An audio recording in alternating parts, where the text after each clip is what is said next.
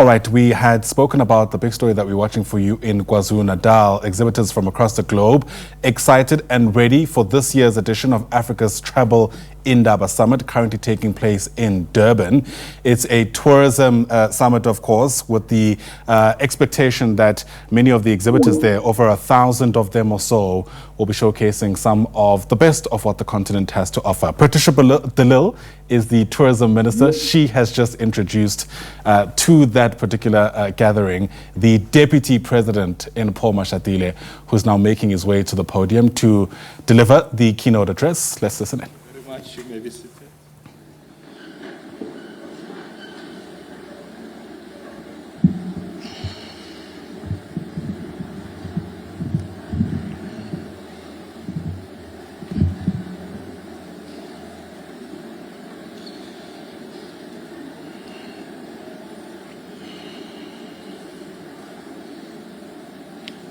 Thank you very much. Thank you. Thank you very much, Minister, for the introduction. Let me greet our Program Director, Ms. Cherry Rantsedi Elson, the Premier of KwaZulu-Natal, Honorable Tamsan Ngantuli, and Councillor Cyril Kaba, our Executive Mayor of eThekwini, our gracious hosts. Greet all the ministers who are here from our continent and the deputy ministers, MEC for Economic Development and Environment and Tourism, Reverend Zondi, and all members of the Executive Council who are here with us this morning. Speaker of KwaZulu-Natal, Non-Tobago Boys, all executive mayors who have joined us, MMCs and councillors present. Let me also greet all the leaders and representatives of the tourism authorities from across our continent. Ambassadors, high commissioners, captains of industry, business leaders, partners from the travel and tourism industry, exhibitors and buyers, ladies and gentlemen, Sanbonan. A very good morning to all of you. Welcome to Africa's Travel Indaba in KwaZulu-Natal, here in the vibrant city of Durban, eThekwini, a city renowned for its rich cultural history and breathtaking coastline. It is thus the ideal occasion for this major event that showcases Africa's tourist offers and potential for growth. I also like to congratulate our Executive Mayor, Kaba, and your team for hosting a successful Soweto derby between Orlando Pirates and Kaizer Chiefs this past weekend.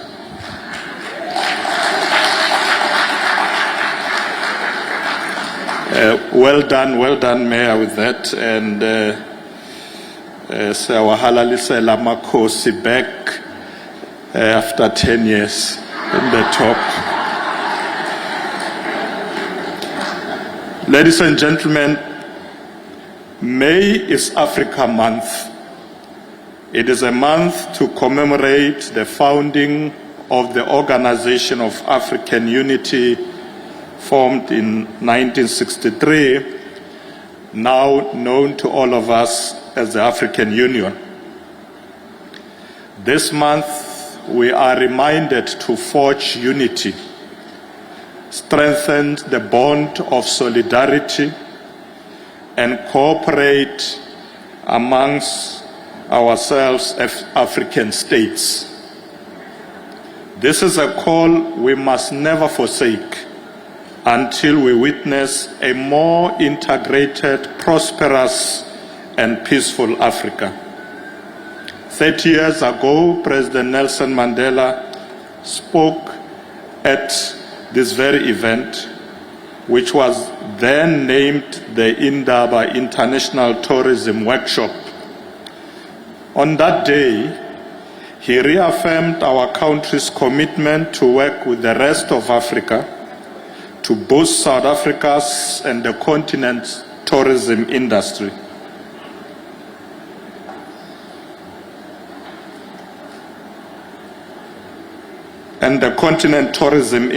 He underlined that while we work to improve our tourism industry, we can benefit from the continent's wealth of experience in various aspects.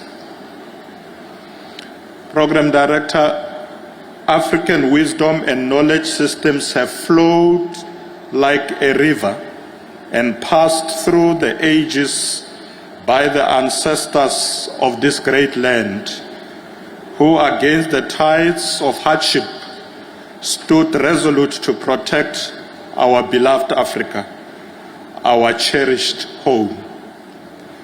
These are leaders who refuse to be defined by their circumstances and instead stood as a beacon of light illuminating Africa's path. In particular, I speak of those valiant spirits, both men and women, amongst them Jomo Kenyatta, who united in a fervent spirit of defiance like the Mau Mau in Kenya, who rose to claim the freedom of their beautiful homeland, which encompasses the savanna, lake lands, the dramatic Great Rift Valley, and mountain highlands. I'm referring to leaders like Mwalimu Julius Nyerere, Tanzania's first president, known for his role in achieving independence for Tanganyika and his efforts to create a unified and egalitarian society. His actions reflected his love and optimism for his country's beauty.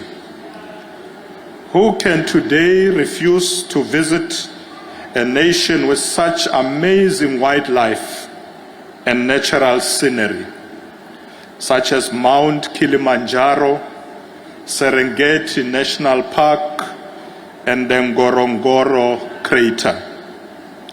We will always be grateful to Thomas Sankara, Nandi Azikiwe, Milton Obote, Patrice Lumumba, Kenneth Kaunda, Samora Machel, and other leaders who contributed to the transformation of our wonderful continent. Due to their contribution in achieving political independence, Africa is now welcoming many tourists to explore its beauty, marvels, hospitality, and culture. Many travelers are drawn to uncover the roots that shaped these remarkable men and women of our continent, and for this we should all be proud. Furthermore, tourists from all over the world can now freely experience a diverse range of attractions, from iconic landmarks like the Table Mountain and Victoria Falls, our vibrant African cities and wildlife reserves, not forgetting Uganda's diverse national parks and Morocco's rich culture and landscapes. When you explore Africa's vast regions and different civilizations, you will surely be met by a rich history, customs, and natural beauties that demonstrate the interconnections of this great continent. From the ancient civilizations that thrived along the Nile River to the vivid cultures that cover the streets of busy cities today. Africa is a land full of stories that are just waiting to be told.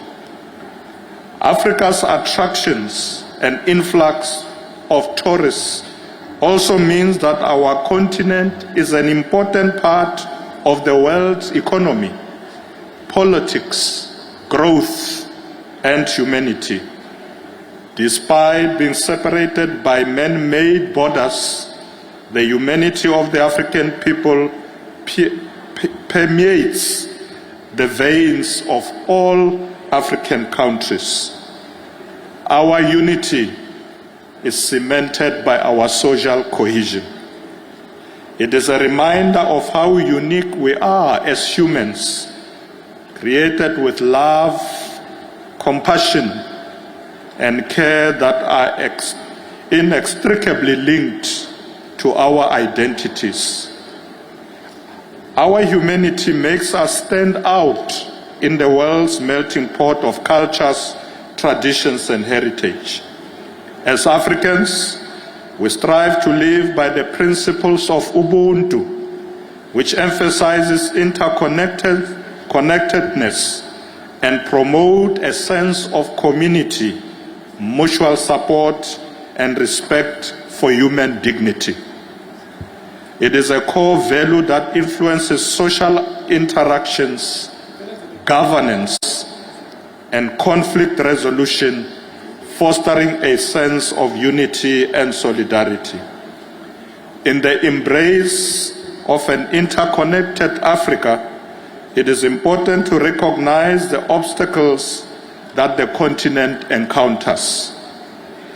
Africa faces numerous challenges, including political strife, poverty, unemployment, and inequality, which have led to widespread misery, violence, and loss of life.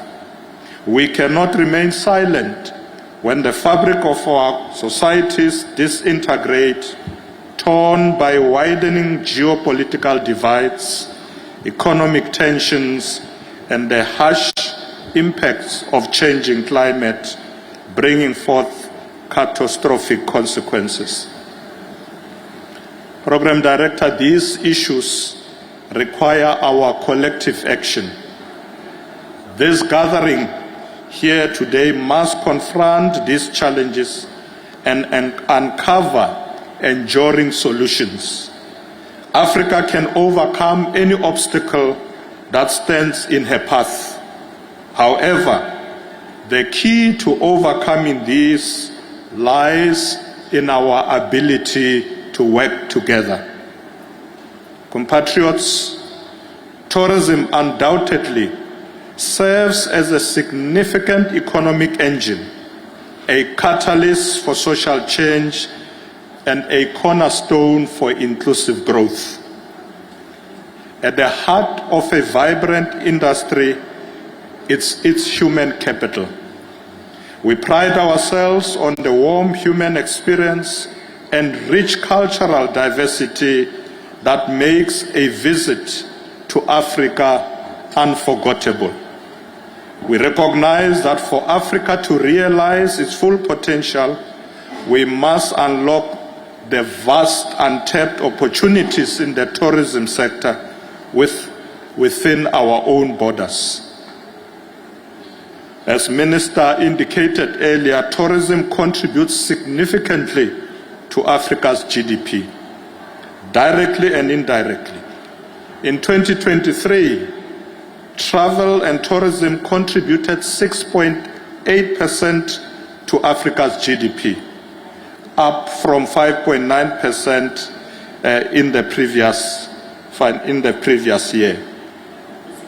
In South Africa, tourism contributes 8.9% to our GDP and supports 1.6 million jobs. And as the Minister indicated, this is growing, a figure we are determined to push harder and harder to grow, more than 2 million jobs by 2030. Projections indicate that tourism's contribution to GDP could rise to 10.4% by 2030, driven by increased international arrivals, infrastructure investments, and also targeted marketing initiatives. We are determined to accelerate investments, open our skies, deepen our partnerships, and position Africa not at the margins of the global economy, but firmly at its center, where it belongs. Ladies and gentlemen, Africa's unlimited potential is not just a vision. It's a Pan-African reality waiting to be realized. Our theme, Unlimited Africa, is not just a statement. It is a bold declaration of Africa's promise and possibilities. It speaks of an Africa unbound by all stereotypes, Africa driven by its own ambitions and solutions. This is an Africa where intra-continental trade investments are no longer mere aspirations, but rather everyday realities. The African Continental Free Trade Area is expected to significantly benefit tourism in Africa by fostering inter-Africa travel, attracting investments in tourism, infrastructure, and stimulating economic growth. What is also important is that we boost our intra-Africa travel while also increasing the share of international tourism. Inter-Africa tourism is crucial for boosting local economies, fostering regional integration, and promoting cultural understanding within the continent. It creates jobs, strengthens economies, and contributes to infrastructure development whilst conserving natural environment and cultural assets. Therefore, Africa's travel Indaba stands as a beacon of what is possible when we act together. It reminds us that tourism is not just about travel. It is about connection, empowerment, and shared belief. It is about promoting each other's markets and harnessing what we have as diverse nations. The South African government has already begun this journey of promoting tourism by enabling seamless African travel. We aim to remove barriers, unlock access, and make it easy for Africans and the world to experience Africa. We remain committed to ensuring that travel is safe, secure, and seamless for all. We want each traveler to find joy in their journey through our land. This will be the case for those of you who will be traveling to South Africa for the historic G20 summit in November. The hosting of the G20 positively catapults Africa into the global spotlight. It signifies a progressive milestone for both South Africa and the African continent, providing an opportunity for us to highlight African perspectives on global economic development issues. We need to echo a united African voice on every global stage. With one voice, we boost Africa's role in global matters, strengthen country-to-country integration, and enable better support for important issues like development, peace, and security. Furthermore, we must engage constructively with our global partners within the G20, developing relationships based on mutual respect, understanding, and reciprocity. Program Director, together we can create a more egalitarian and inclusive global order that benefits all countries by overcoming divides and forging partnership. Compatriots, over 200 G20 related meetings will take place across South Africa, putting our country and our continent at the heart of the world's most important economic conversations. We have already hosted successful first G20 Tourism Working Group meeting. The G20 Tourism Working Group has already hosted a second meeting with subsequent meetings, and the G20 Tourism Ministers meeting is expected towards the end, is expected later on this year. South Africa's tourism priorities for 2025 G20 President are consistent with the continent's priorities outlined in our Agenda 2063 and the core objective of the UN Tourism Agenda for Africa. Tourism for inclusive growth, the strategic roadmap guiding the promotion of sustainable development across the continent. As the only African member of the G20, South Africa has a solemn responsibility and a proud opportunity to advocate for developing nations and the global South to champion sustainable tourism and to secure investment for Africa's future. Program Director, let us be clear. Africa's future lies in Africans choosing Africa. We must choose to explore each other's countries with curiosity and determination. We must choose to invest in each other's businesses. Over the decades, we have noted meaningful progress that signifies a shift from viewing tourism purely as leisure to recognizing it as a strategic driver of economic development. This gathering, therefore, and those that will follow ought to act as sparks of greater regional cooperation, enabling African nations to present themselves together as diverse but yet united countries. We need to integrate our technologies, innovation, and sustainable practice into the tourism strategies.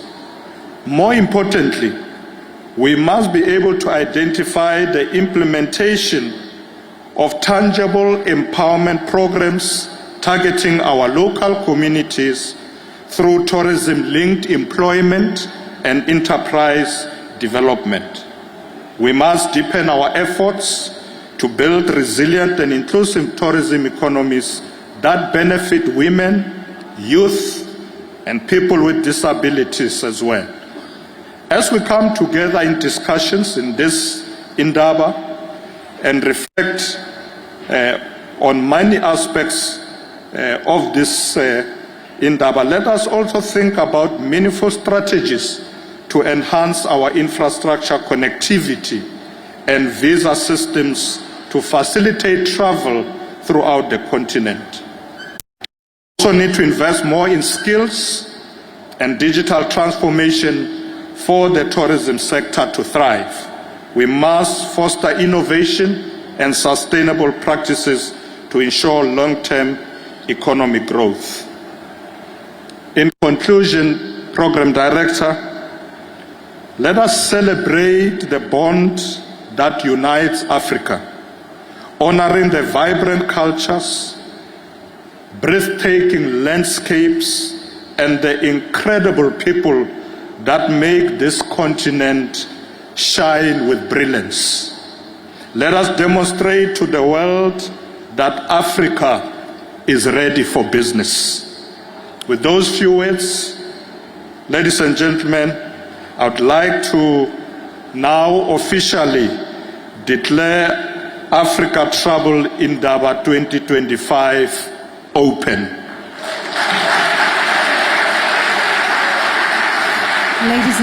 Ladies and gentlemen, Asante sana, madase. I thank you. Ladies and gentlemen, we now proceed to a very significant and defining moment for this particular event.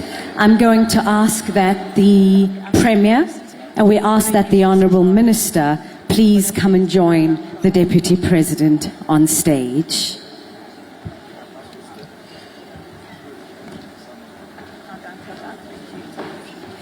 Together with them, I'm going to ask that the Pan-African ministers please come and join me on stage. The ministers from across the continent, if you could please come and join me on stage.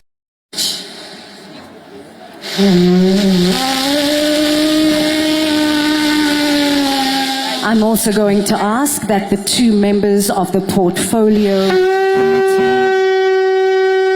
and the NEC come and join me on stage. Could the Guys, they are pirates. Guys, they are... Could we also have the South African Tourism CEO on stage, the Director General of Department of Tourism, Tourism Business Council of South Africa Chairperson, the South African Tourism Board Chair, and the Marcoms Chairperson on stage with us as well.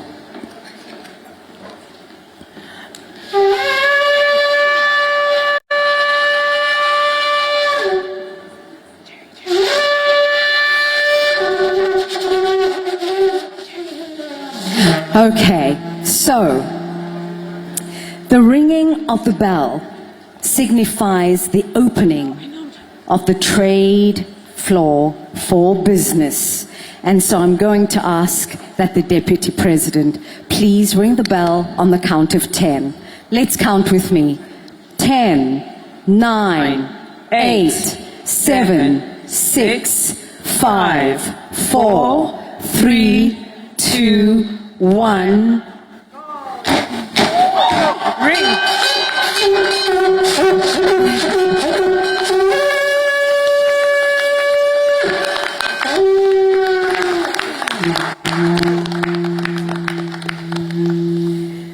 All right, and so there you have it, live visuals there coming to you from inside the Nkosi Albert Luthuli International Convention Center. The Africa Travel Indaba 2025 officially opened. You saw the ringing of the bell, which I suppose could have happened in a more elegant way. But nonetheless, it's an incredibly important gathering. This set to last for about 3 days. And the idea really is to completely enhance and integrate travel on the continent, which we know is a major contributor to GDPs in many countries, including our very own. It comes as no surprise that a lot of what the Deputy President had to say in his keynote address was driven by the ambitions of the continent, a very Afrocentric speech, if you may. He's also spoken, of course, about intra-African travel, the African Continental Free Trade Area featuring prominently there. Also saying that the continent cannot remain silent as its social fabric is torn apart by things like war and climate change. No overstating the importance of that.